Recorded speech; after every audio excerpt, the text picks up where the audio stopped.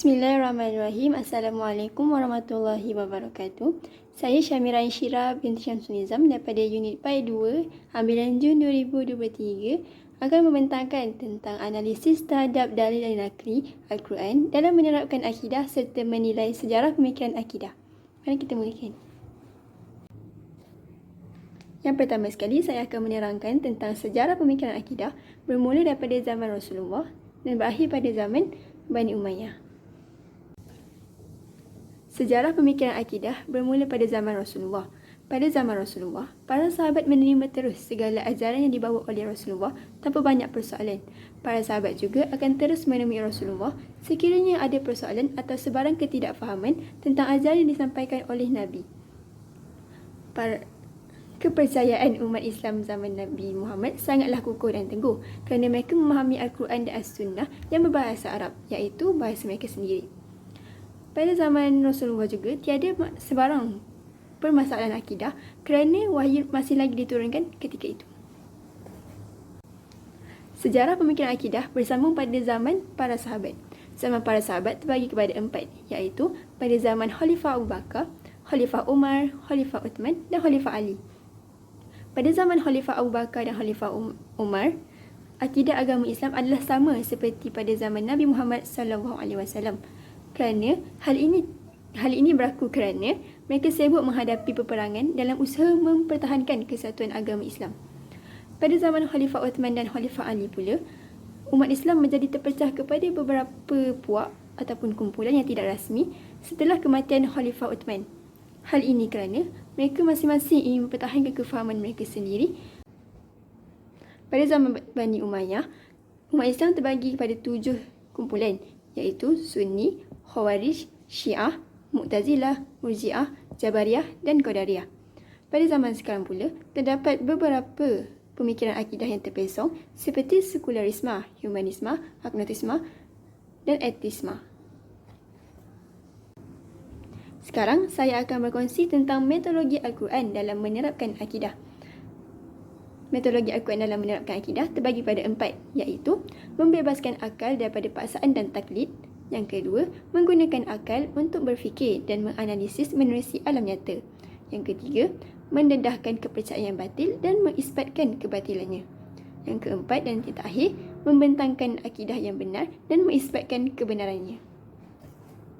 Mari kita teruskan pada metodologi pertama, iaitu membebaskan akal daripada paksaan dan taklid. Apakah maksud paksaan? Maksud paksaan ialah tindakan memaksa atau memberi tekanan yang kuat kepada seseorang atau sesuatu untuk melakukan sesuatu yang mereka mungkin tidak mahu lakukan atau tidak bersetuju untuk melakukannya. Dalil Al-Quran yang menerangkan tentang paksaan daripada surah Al-Baqarah ayat 256 yang bermaksud, tidak ada paksaan dalam agama Islam kerana sesungguhnya telah nyata kebenaran Islam daripada kesesatan kufur. Oleh itu, sesiapa yang tidak percayakan tagut dan ia pula beriman kepada Allah, maka sesungguhnya ia telah berpegang kepada simpulan tali agama yang teguh dan tidak akan putus. Dan ingatlah, Allah Maha mendengar lagi Maha mengetahui. Ini bermaksud bahawa tiada paksaan dalam beragama bagi seseorang individu. Seterusnya, apakah taklid? Taklid bermaksud menerima atau mengambil pendapat orang lain tanpa mengetahui hujahnya mengikut Al-Quran dan As-Sunnah ataupun tidak. Dalil nakli berkenaan dengan taklid daripada surah Al-Baqarah ayat 170 yang bermaksud, dan apabila dikatakan kepada mereka, turutlah akan apa yang telah diturunkan oleh Allah, mereka menjawab, tidak, bahkan kami hanya menuruti apa yang kami dapati datuk nenek kami melakukannya. Patutkah mereka menurutnya sekalipun datuk nenek mereka itu tidak faham sesuatu apapun tentang perkara-perkara agama dan tidak pula mendapat petunjuk hidayah daripada Allah? Ayat ini menunjukkan bahawa Allah menyuruh kita manusia untuk menggunakan akal untuk memilih pendirian hidup dan memilih cara hidup kita, dan bukan sahaja melihat dan mencontohi apa yang dilakukan oleh orang-orang sebelum ini. Seterusnya, saya akan menerangkan tentang metodologi Al-Quran yang kedua, iaitu menggunakan akal untuk berfikir dan menganalisis menerusi alam nyata. Yang pertama sekali, apa itu akal? Akal ialah daya kekuatan yang berada pada manusia sehingga mampu untuk menerima ilmu, pengetahuan serta menjadi alat untuk berfikir. Metodologi Al-Quran ini mendorong akal manusia untuk berfikir dan menganalisis alam nyata berbantukan anggota panca indera kita. Sekarang saya akan berkongsi dalil Al-Quran tentang suruhan supaya manusia menggunakan akal daripada surah Ali Imran ayat 190 yang bermaksud sesungguhnya pada kejadian langit dan bumi dan pada pertukaran malam dan siang adalah tanda-tanda kekuasaan, kebijaksanaan dan keluasan rahmat Allah bagi orang-orang yang berakal. Daripada ayat ini, Allah mengajak kita untuk menggunakan panca indera yang diberikan untuk memperhatikan alam, langit yang memayungi dan bumi yang terhampar tempat tinggal manusia. Allah mengajak kita berfikir dan memperhatikan proses pertukaran malam dan siang yang merupakan tanda-tanda kebesaran Allah Subhanahu Wa Taala. Sekarang saya akan berkongsikan tentang dalil Al-Quran berkenaan penciptaan manusia daripada surah Fussilat ayat 59 yang bermaksud kami akan memperlihatkan kepada mereka tanda-tanda kekuasaan kami di merata-rata tempat dalam alam yang terbentang luas ini dan pada diri mereka sendiri sehingga ternyata jelas kepada mereka bahawa Al-Quran adalah benar. Belumkah ternyata kepada mereka kebenaran itu dan belum cukupkah bagi mereka bahawa Tuhanmu mengetahui dan menyaksikan setiap sesuatu. Daripada ayat ini, kita dapat memahami bahawa Allah menerangkan bahawa kita sendiri manusia adalah tanda-tanda kebesaran Allah kerana penciptaan kita yang rumit dan sulit yang tidak dapat ditiru oleh mana-mana makhluk sekalipun. Sekarang kita akan meneruskan pada metodologi Al-Quran yang ketiga, iaitu mendedahkan kepercayaan yang batil dan mengisbatkan kebatilannya. Apakah itu batil? Batil bermaksud suatu perbuatan atau ibadat yang tidak diterima oleh Allah dan tidak diperakui sebagai satu perbuatan atau ibadat yang sah di sisi hukum syarak. Akidah yang batil pula bermaksud suatu i'tikad atau kepercayaan yang bercanggah dengan Al-Quran dan As-Sunnah. Dalil yang saya akan kongsikan ini adalah berkaitan dengan pemikiran akidah bagi orang Kristian yang mempunyai 3 Tuhan. Tuhan yang pertama ialah Allah Subhanahu Wa Taala, Tuhan yang kedua ialah Nabi Isa AS, Tuhan yang ketiga ialah Ruhul Kudus.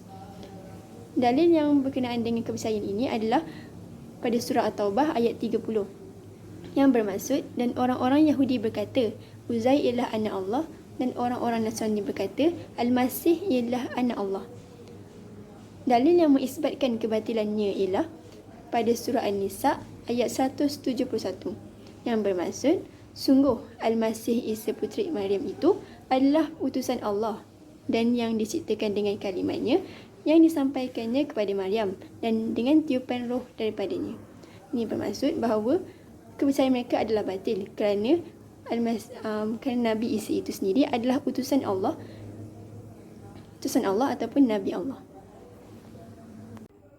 Seterusnya pada surah Al-Baqarah ayat 80 yang bermaksud dan mereka berkata kami tidak sekali akan disentuh oleh api neraka kecuali beberapa hari yang tertentu. Berdasarkan ayat ini, mereka percaya bahawa mereka hanya akan disiksa dalam api neraka untuk beberapa hari saja ataupun untuk seketika saja. Tapi terdapat dalil yang mengisbatkan kebatilannya iaitu pada surah An-Nisa ayat 171 yang bermaksud apa yang kamu katakan itu tidaklah benar. Sesungguhnya sesiapa yang berbuat kejahatan dan ia diliputi atau ditenggelami oleh kesalahannya itu, maka mereka lah ahli neraka, mereka kekal dalamnya. Ini maksud, jika mereka melakukan banyak dosa, mereka akan kekal juga dalam neraka. Metodologi yang terakhir ialah membentangkan akidah yang benar dan mengisbatkan kebenarannya. Apa itu akidah yang benar? Akidah yang benar ialah akidah yang sepenuhnya berlandaskan Al-Quran dan As-Sunnah. Berdasarkan surah Al-Ikhlas ayat 1 yang 4 yang bermaksud katakanlah dialah Allah yang Maha Esa. Allah adalah Tuhan yang bergantung kepada segala sesuatu. Dia tidak beranak dan tidak pula diperanakkan dan tidak ada seorang pun yang setara dengannya.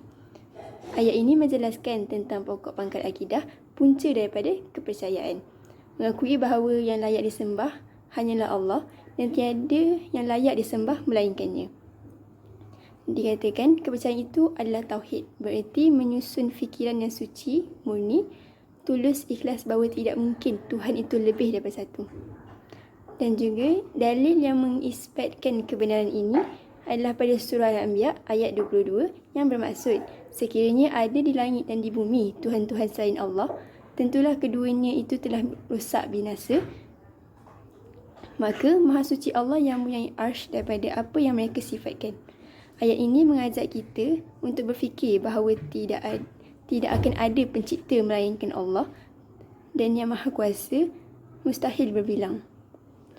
Dia pasti satu yang menciptakan seluruh alam, langitnya dan buminya pasti diatur oleh satu Tuhan sahaja. Jika ada banyak Tuhan, maka hancurlah bumi dan langit disebabkan oleh perebutan kuasa antara Tuhan. Berdasarkan surah Al-Waqiah ayat 1 hingga 4 yang bermaksud, apabila berlakunya hari kiamat itu, tiada siapa pun yang dapat mendustakan kejadiannya. Kejadian hari kiamat itu merendahkan golongan yang ingkar dan meninggikan golongan yang taat. Ia berlaku semasa bumi bergoncang dengan sebenar-benar goncangan. Dan dalil yang mengisbatkan kebenaran ini ialah pada surah Al-Hajj ayat 7 yang bermaksud, dan sungguh hari kiamat itu pasti datang, tidak ada keraguan padanya, dan sungguh Allah akan membangkitkan siapa pun yang ada dalam kubur. Ayat ini menjelaskan bahawa suatu hari nanti akan terjadi peristiwa besar dan semua manusia tidak dapat lari daripadanya, iaitu hari kiamat. Telah dibuktikan dalam ayat ini bahawa kiamat pasti terjadi. Dia menjadi bahagian yang utama dalam kepercayaan umat Islam, iaitu iman. Imanlah yang memandu seorang itu mempercayai wujudnya hari kiamat. Perkara terakhir yang saya akan kongsikan dalam video ini adalah berkaitan dengan hubungkait antara sejarah pemikiran akidah dan metodologi Al-Quran dalam menerapkan akidah. Pemikiran Mu'tazilah menyatakan bahawa Al-Quran adalah makhluk yang bersifat baharu.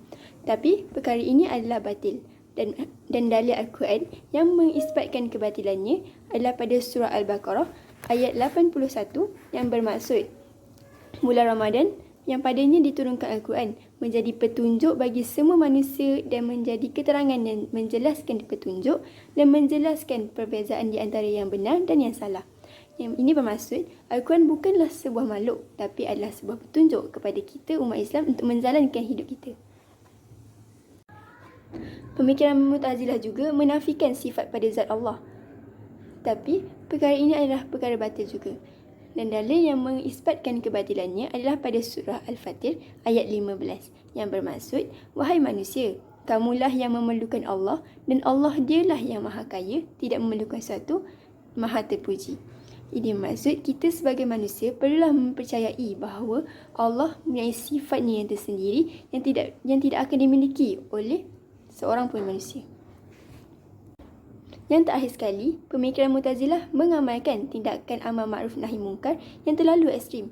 Perkara ini adalah perkara yang batil dan dalil yang mengisbatkan kebatilannya adalah pada surah An-Nahl ayat 125 yang bermaksud, serulah manusia kepada jalan Tuhanmu dengan berhikmah dan pengajaran yang baik, dan berdebatlah dengan mereka dengan cara yang baik.